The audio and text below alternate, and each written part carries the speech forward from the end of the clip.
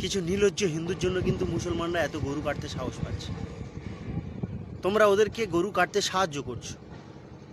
তোমরা কিছু টাকার জন্য তোমরা গোমাতাকে বিক্রি করে দিচ্ছ। কাদের হাতে? মুসলমানদের হাতে। তোমরা যদি না বিক্রি করতে, ওরা কোনো দিন কাটতে পারতো না। খুব সামান্য কাটতো, খুব কম।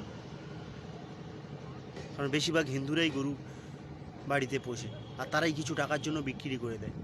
আর যখন কাটে তখন তোমাদের জ্বালা ধরে যে গিয়ে গোমাতাকে কাটছে। গোমাতাকে তুমি বিক্রি করে দিচ্ছ, তো কাটার জন্য তো তুমি বিক্রি করে দিচ্ছ। যখন বিক্রি করছো তখন পয়সাটা নিচ্ছ, তখন তোমার মনে থাকে না যে গোমাতা।